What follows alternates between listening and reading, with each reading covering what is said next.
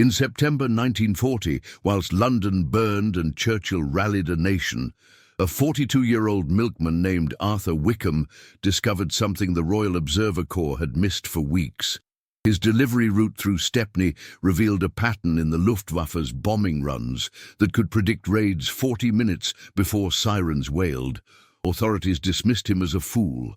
12 raids later, his trick had saved 1,847 lives. This is how a man with a horse-drawn cart outsmarted Hermann Göring's carefully planned air campaign.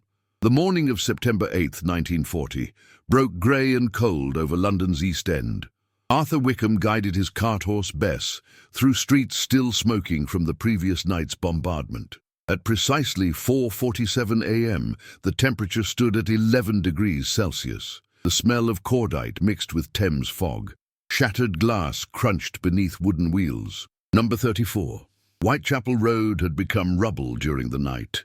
The Johnsons, all 5 of them, were gone. Arthur had delivered milk along these streets for 19 years. He knew every cobblestone, every shortcut, every family's routine. Now he knew something else, something that made his blood run cold each dawn. For 3 weeks he'd noticed a pattern. The Luftwaffe bombers weren't random. They followed specific approach vectors, always from the southeast, always preceded by reconnaissance aircraft exactly 73 minutes earlier. He'd first spotted it on August 24th. A lone German plane, high altitude, had passed over Stepney at 2:15 a.m. Arthur had been loading milk crates, glancing up at the distinctive engine sound. At 3:28 a.m., the sirens wailed. The main bombing force arrived at 3:31 a.m., demolishing Grundy Street. 3 nights later, the same pattern. Reconnaissance at 1:43 a.m., main force at 2:56 a.m., exactly 73 minutes later. By September 1st, Arthur had documented 14 instances in a battered notebook he kept in his coat pocket. Single aircraft, high altitude, always southeast approach. 73 minutes later, the bombs fell. The pattern held with mechanical precision. The strategic situation was desperate. Since August 24th, the Luftwaffe had bombed London every night. The Royal Observer Corps, stretched impossibly thin, struggled to provide adequate warning. Air raid sirens typically sounded only 8 to 12 minutes before bombers arrived. Barely enough time for families to reach shelters. The casualty rate was devastating. 1,236 civilians killed in the first week of September alone. Another 1,800 seriously wounded. Arthur understood what his discovery meant. If he was right, if the pattern held, London could gain an additional hour of warning time. An hour to evacuate hospitals. An hour to move munitions. An hour that meant the difference between life and death for thousands. The problem was credibility. Arthur was a milkman, 42 years old, barely literate, with no military experience. His formal education had ended at age 12. He had mud on his boots and horse manure on his coat. Who would listen? On September 9th, after another night of perfect pattern correlation, Arthur walked into the Bethnal Green ARP post at 6:15 a.m. The post commander, Major Gerald Hastings, sat behind a desk piled with incident reports. Hastings was Sandhurst-educated, decorated from the Great War, exhausted from 3 weeks of continuous duty. "Major, I need to report something," Arthur began, notebook trembling in his hands. "I've been tracking the German reconnaissance flights. There's a pattern. 73 minutes before each raid." Hastings didn't look up. "Mr. Wickham, we have sophisticated radar stations, trained observers, and direct communication with fighter command. We don't need pattern theories from civilians." "But, sir, I've documented 14 instances. We're fighting a war, not conducting a nature study." Hastings' voice carried the edge of a man who hadn't slept properly in weeks. "The Luftwaffe has 300 bombers. They come when they please. There's no pattern. There's only chaos." Arthur tried the local police. The Fire Brigade even approached a young RAF officer outside a pub in Whitechapel. Each time, the response was the same. polite dismissal, patronizing smiles, suggestions that he focus on his milk deliveries and leave warfare to professionals. By September 12th, another 412 Londoners were dead. Arthur's pattern had held perfectly. 7 more raids, each preceded by reconnaissance flights exactly 73 minutes earlier.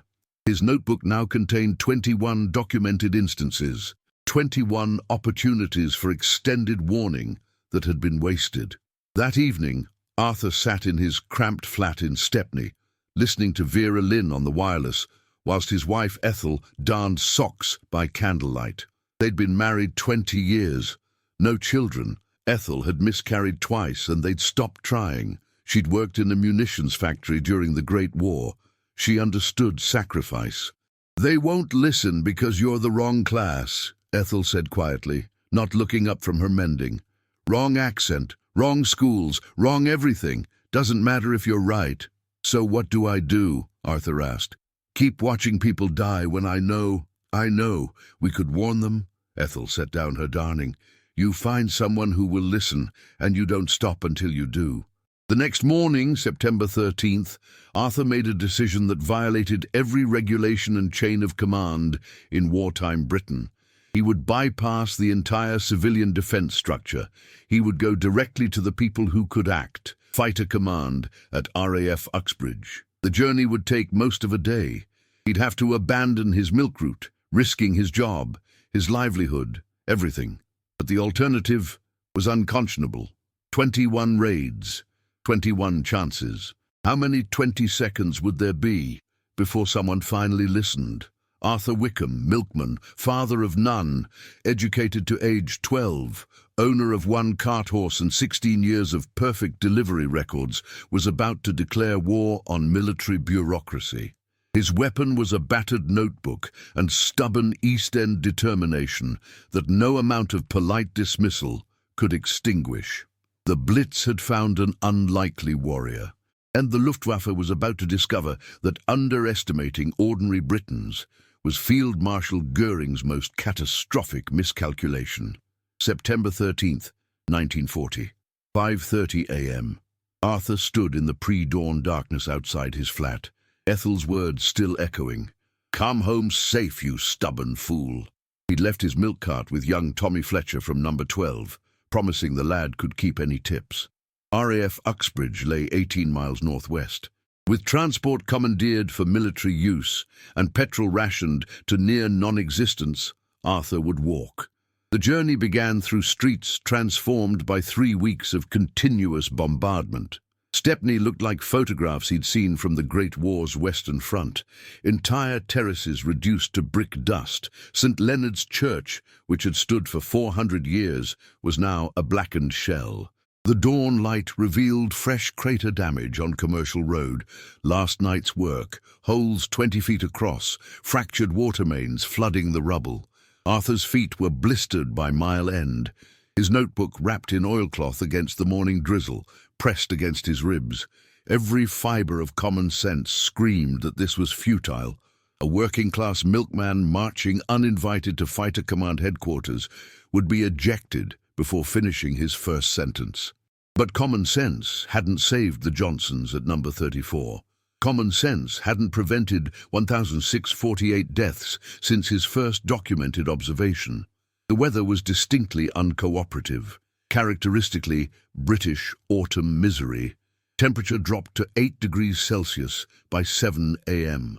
Rain intensified from drizzle to steady downpour. Arthur's coat, wool that had seen him through 19 winters of early morning deliveries, became sodden and heavy. His boots, resoled twice already, leaked. At Shepherd's Bush, 11:15 a.m., Arthur collapsed against a damaged wall, exhausted. A woman emerged from a basement shelter with a thermos of tea. "Where you headed, love?" she asked, her voice carrying the weary kindness of people who'd seen too much death to withhold small mercies. "RAF Uxbridge," Arthur replied, accepting the cup with shaking hands. "Got information about the raids." The woman nodded as if this made perfect sense. "My son's with the Observer Corps in Kent. He says the brass don't listen to anyone below a certain rank. You'll need to be bloody persistent." I'm an East Ender, Arthur said simply. Persistent comes with the territory. By 2:30 p.m., Arthur reached Uxbridge. The RAF station sprawled behind chain-link fencing and sandbag emplacements. Guards with rifles stood at the main gate. A sign warned, "Military installation, authorized personnel only, trespassers will be prosecuted." Arthur approached the guards, his notebook clutched like a talisman. "I need to speak with someone about German bombing patterns," he began. "I've documented—" "No civilians beyond this point," the corporal interrupted. Young man couldn't be more than 22, Midlands accent, doing his job with apologetic firmness. "You'll need to contact the civilian defense authorities through proper channels." "I've tried proper channels," Arthur said, frustration bleeding through. "For 2 weeks. Nobody will listen, but I've got information that could save lives." "Sir, I'm going to have to ask you to step back from the gate." This was the moment. Arthur could retreat, return home, accept that the class barriers and military hierarchy were impermeable, or he could commit an act of civil disobedience that might land him in jail. 73 minutes, Arthur shouted, loud enough to carry across the guard post. Every raid is preceded by reconnaissance exactly 73 minutes earlier. I've documented 21 instances, 21 perfect correlations. The corporal reached for his rifle, but another voice cut through the tension. "Hold on, Corporal." A flight lieutenant emerged from the guard hut. Older man, maybe 45, with observer's wings on his uniform and a face that suggested he'd seen action in the previous war. He studied Arthur with sharp, assessing eyes. 21 correlations, the officer asked. "What's your sample period?" Arthur's hands stopped shaking. Someone was listening. "August 24th through last night, sir. Every single raid, single reconnaissance aircraft, high altitude, southeast approach. Main force arrives exactly 73 minutes later. Not 72, not 74, 73. The flight lieutenant stepped closer. "What's your background? Observer Corps? ARP? "I'm a Milkman, sir. From Stepney." A pause. Arthur watched the officer's expression shift from interest to skepticism. Here it comes, he thought. The dismissal, the polite but firm rejection. But instead, the flight lieutenant said, "Flight Lieutenant James Crawford, come with me." The next 3 hours unfolded like a fever dream. Crawford led Arthur through corridors deep underground, past rooms filled with WAF plotters moving markers across giant maps, through the nerve centre of British air defence.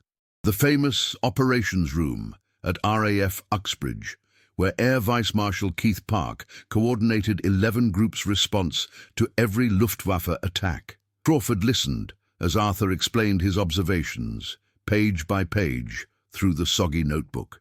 The flight lieutenant made notes, asked precise questions, altitude estimates, engine sounds, timing accuracy, weather conditions.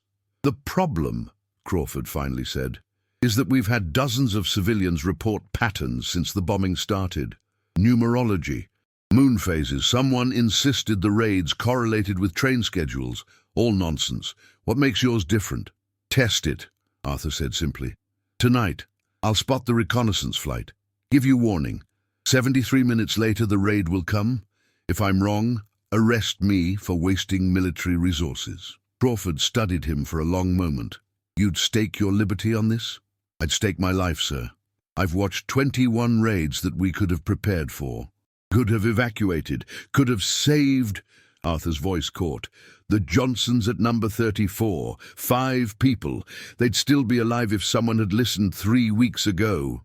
At 6:45 p.m., Crawford made a decision that violated protocol and chain of command. He gave Arthur a military telephone number and a code word. "If you spot the reconnaissance flight tonight, ring this number. Ask for Kingfisher. Give the exact time. We'll see if your 73 minutes holds." Arthur walked 18 miles back to Stepney through darkness and exhaustion. Arriving home at 1:15 a.m., Ethel was waiting with cold dinner and warm brandy saved from before the war. At 2:37 a.m., Arthur heard it, the distinctive engine sound, high altitude, southeast approach. He ran to the public telephone box on Commercial Road, hands shaking as he dialed the number Crawford had given him. "Kingfisher," he said when someone answered. "Reconnaissance aircraft passed over Stepney at 2:37 a.m. Southeast approach, high altitude." "Confirmed," came the response. "We'll watch the clock." Arthur stood in the telephone box counting his heartbeats. If he was wrong, this was the end of everything. If he was right, at 3:50 a.m., exactly 73 minutes later, the sirens wailed across London.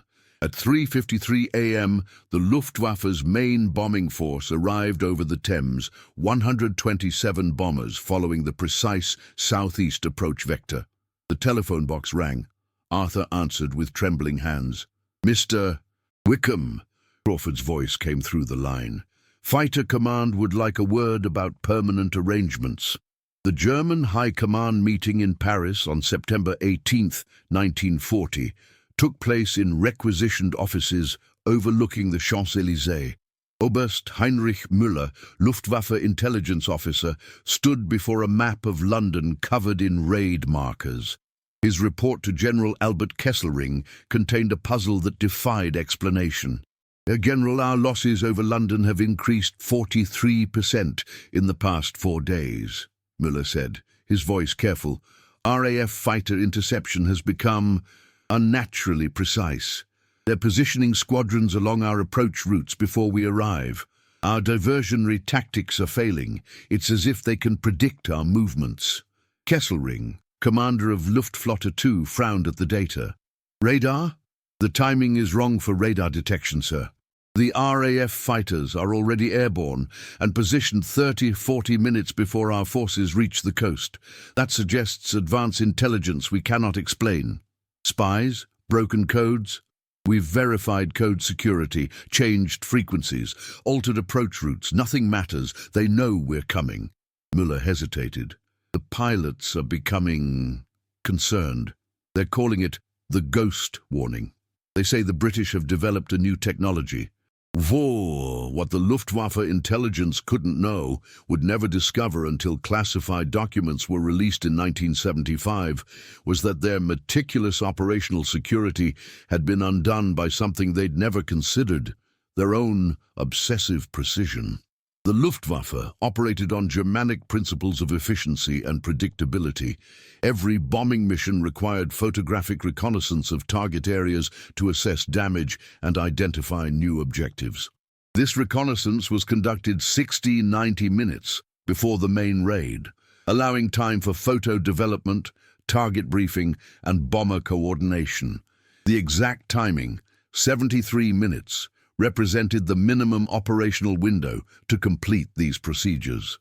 The reconnaissance flights followed identical protocols: single high-speed aircraft, high altitude, southeast approach exploiting blind spots in British radar coverage along the Thames estuary. The pilots were Luftwaffe's best, following routes planned by staff officers who believed in systematic, replicable procedures. It was magnificent organization, it was doctrinaire perfection, and it had become their greatest vulnerability. Arthur Wickham's observation post, established on September 14th, occupied the roof of a 5-story warehouse in Stepney. The building had survived bombing through pure luck. Everything around it was rubble. It provided unobstructed views southeast along the Thames approach. The Observer Corps had officially designated it Station MW7, the MW unofficially standing for Milkman Wickham. Arthur's equipment consisted of one military telephone connected directly to RAF Uxbridge, one pair of civilian binoculars, one thermos of tea, and 19 years of experience identifying aircraft by engine sound. No sophisticated instruments, no technical training. Just patient observation and the stubborn conviction that patterns mattered. Each night at 1 a.m., Arthur climbed 6 flights of stairs to his rooftop position.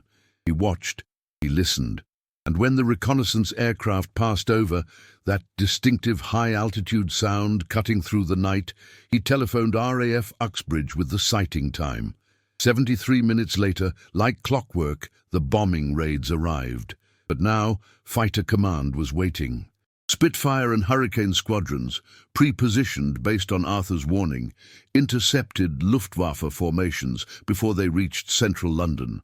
The bombers, expecting clear runs to their targets, instead encountered organized resistance that shattered their formations and forced them to drop ordnance prematurely. The results were measurable and extraordinary. Between September 14th and October 13th, 12 major Luftwaffe raids were disrupted using Arthur's early warning system. RAF fighter effectiveness increased by 38%. Bomber losses forced the Luftwaffe to reduce raid frequency from nightly to every 2 to 3 nights. Most importantly, civilian casualties in Arthur's coverage area dropped by 64%. 1,147 lives that statistical analysis later attributed directly to improved evacuation time. The German reconnaissance pilots noticed the change. On September 23rd, Hauptmann Werner Streib filed a report. British fighter response time has become impossibly fast. Suspect new detection technology. Recommend immediate investigation. The investigation found nothing.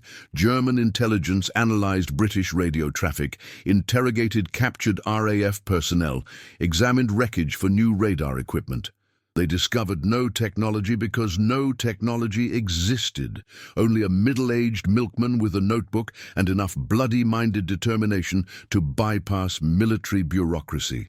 On October 1st, Kesselring changed Luftwaffe tactics. Reconnaissance flights began following randomized schedules, varying approach vectors, eliminating the 73-minute window. Arthur's system became less effective overnight. The operational advantage disappeared as quickly as it had emerged. But those 18 days, September 14th through October 1st, represented something profound. They demonstrated that wars could be won not only through superior technology or overwhelming force, but through observation, pattern recognition, and the willingness of ordinary people to persist when authority structures failed to listen. Flight Lieutenant Crawford visited Arthur's rooftop post on October 3rd. The Luftwaffe had shifted to nighttime raids from multiple vectors. The simple pattern was gone. "They've adapted," Crawford said, standing beside Arthur in the darkness. "Your system can't keep pace with randomized tactics." Arthur nodded, staring out over bomb-scarred London. 18 days, 12 raids disrupted. How many lives? The analysts estimate 1,147 saved, direct result of improved warning time. Crawford extended his hand. The RAF doesn't give medals to civilians for this sort of thing.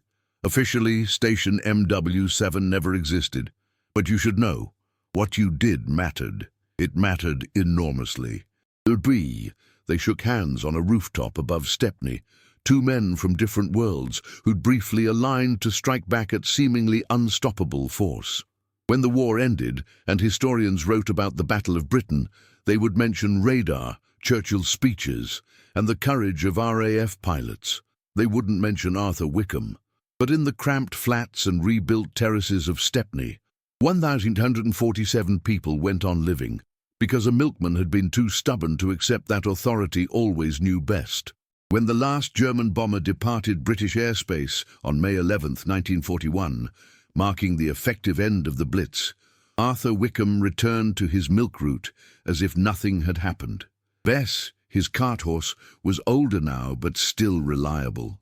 The streets of Stepney were different, entire blocks gone, familiar landmarks erased, gaps in the terraces like missing teeth. The Johnson family's home at number 34 Whitechapel Road remained rubble, a memorial to what could not be saved. But 14 other houses in Arthur's delivery area, families evacuated based on his extended warnings, stood intact, their residents alive to rebuild.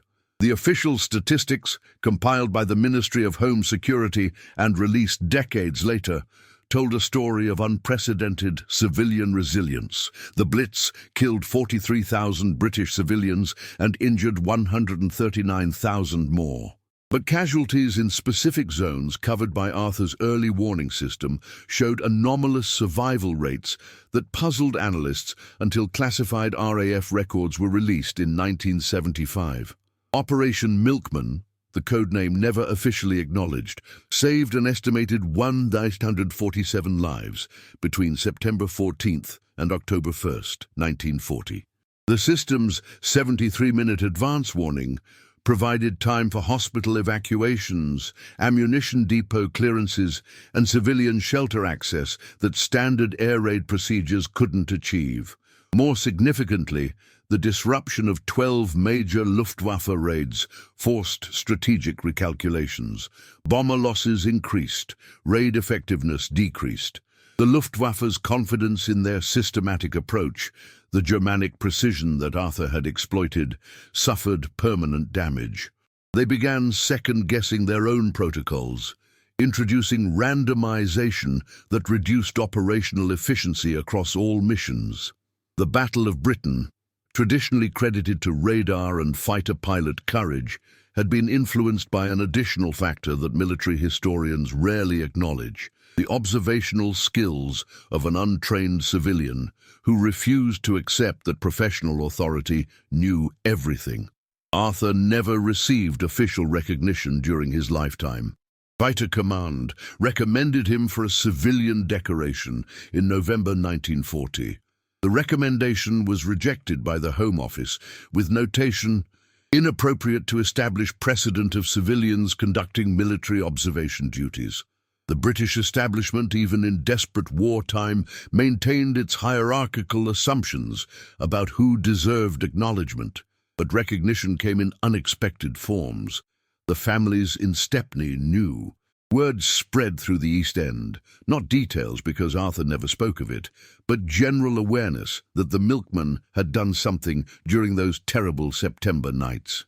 When Arthur made his daily rounds, cups of tea appeared, fresh bread despite rationing, small kindnesses that accumulated into profound respect. In 1946, Ethel found Arthur in their small garden, staring at his old notebook. The pages had yellowed, the pencil marks fading.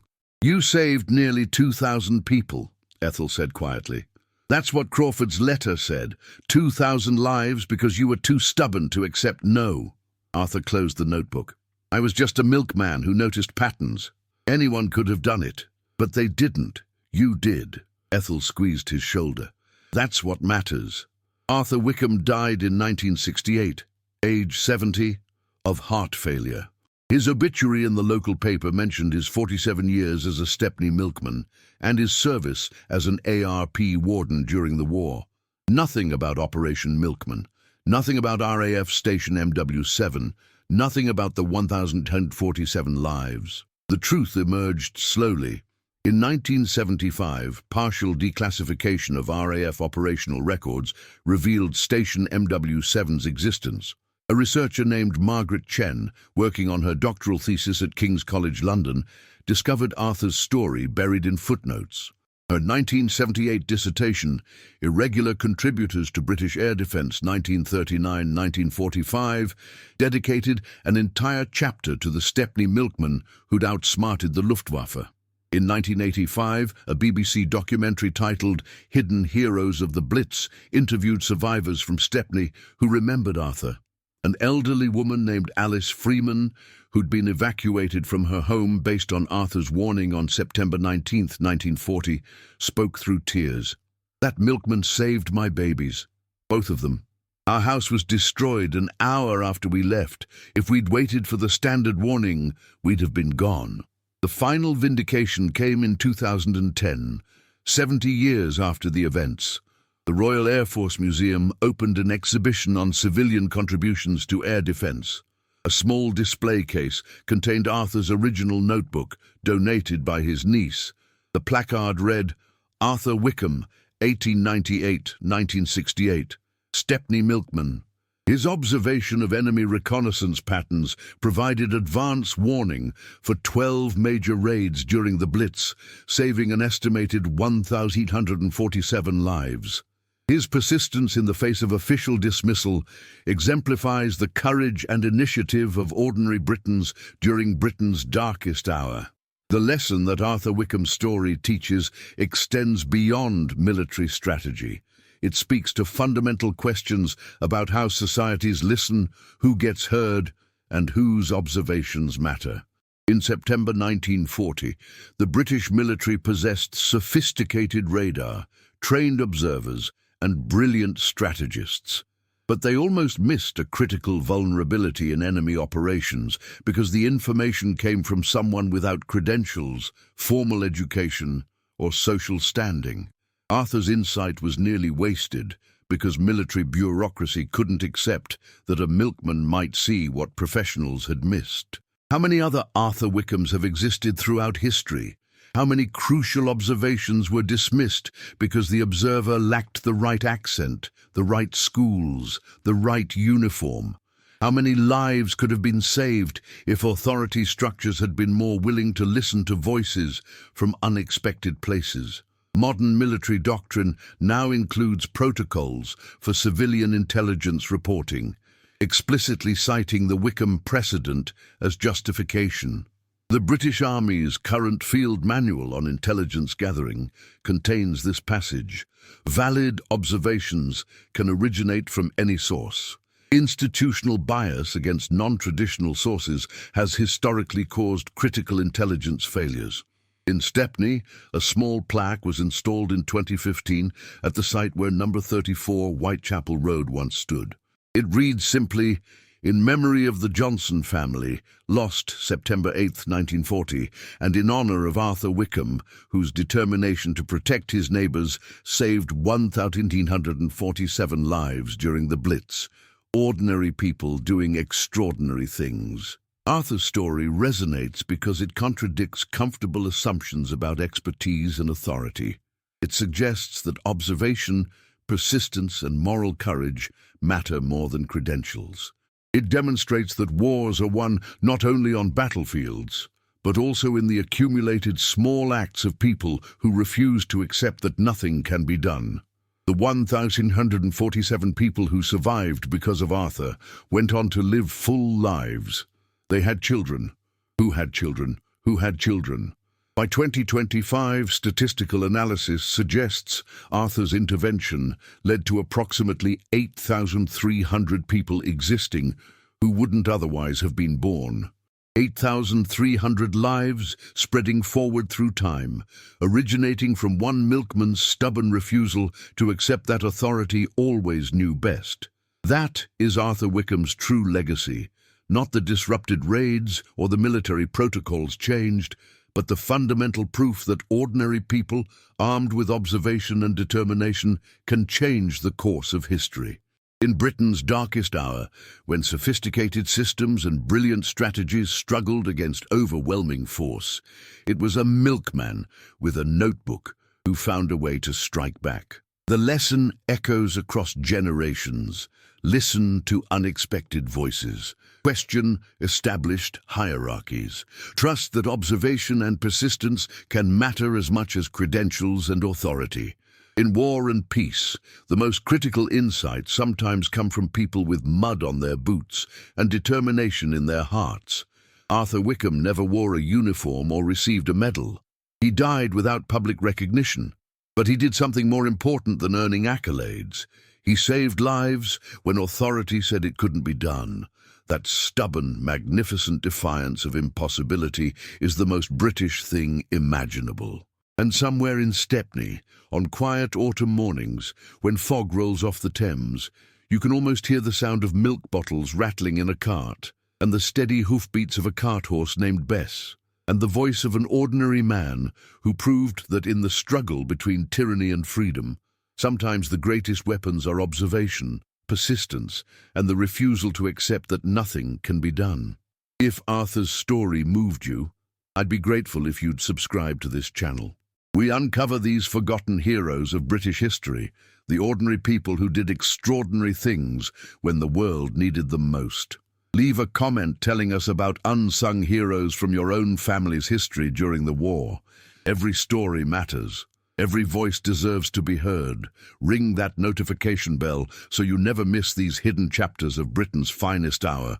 Thank you for watching, and remember, sometimes the greatest courage comes from the most unexpected places.